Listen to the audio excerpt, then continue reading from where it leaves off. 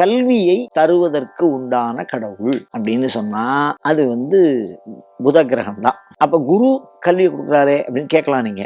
அவர் ஞானத்தை கொடுக்குறவர், ரிகஸ்பதிங்கிறவர் ஞானத்தை கொடுக்குறவர், கேத்து ஞானத்தை கொடுக்குறவர். அதனால ஞான கல்வி வேற, உலகியல் கல்வி வேற. இந்த உலகியல்ல தொழில் நலம் சார்ந்த கல்வியை பயிலும். இப்ப ஆர்ட்ஸ் அண்ட் சயின்ஸ் எல்லாம் படிக்கிறாளோ அந்த வகையில இன்னைக்கு நாம படிக்கக்கூடிய உலகியல் வித்தை அனைத்துக்குமே இந்த புத கிரகம் தான் வழிபாட்டு கடவுளாக. இவரை வணங்கினால் ஒரு தனி சிறப்பு என்னன்னா மனநம், அதாவது மனப்பாடத்திறன் அதிகம். கிரகணம் தாரணம்னு சொல்லுவோம். கிரகணம்னா என்ன அப்படின்னா ஒரு விஷயத்தை நாம புரிஞ்சுக்கிறது.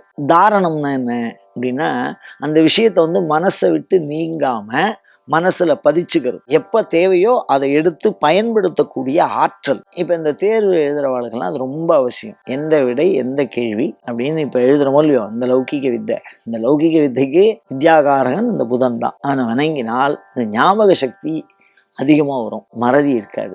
உலகியல் கல்வியில அபிவிருத்தி வரும். உலகியல் கல்வின்னா என்ன அப்படின்னா நிறைய பேருக்கு ஏதோ ஒரு டிகிரி பண்ணணும் ஒரு எண்ணம் இருக்கு. அதுல ஏதாவது ஒன்று படிக்க முடியாத ஏதாவது ஒரு சப்ஜெக்ட் அதுல இருந்துகிட்டே இருக்கும், கடினமா இருக்கும்.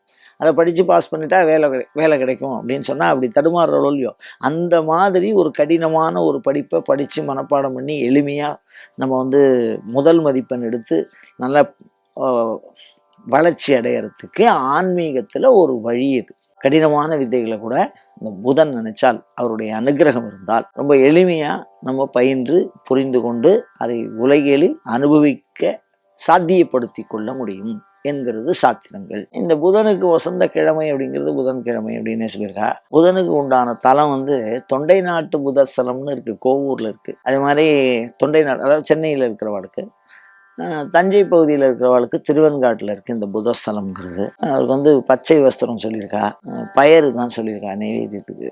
சமைத்து தனியாக அவருக்குன்னு ஒவ்வொரு சமைத்து சொல்லியிருக்கா. அதை அங்கே போய் நாம் தெரிஞ்சுண்டு அந்த சுவாமிக்கு எப்படி பிராயச்சித்தம் பண்ணணும், எப்படி வழிபாடு பண்ணணும் அப்படிங்கிறத தெரிஞ்சு நம்ம வழிபாடு பண்ணணும். அந்த நவக்கிரகங்கள் வணங்கிய தலங்களில் போய் தான் வழிபாடு பண்ணணும்.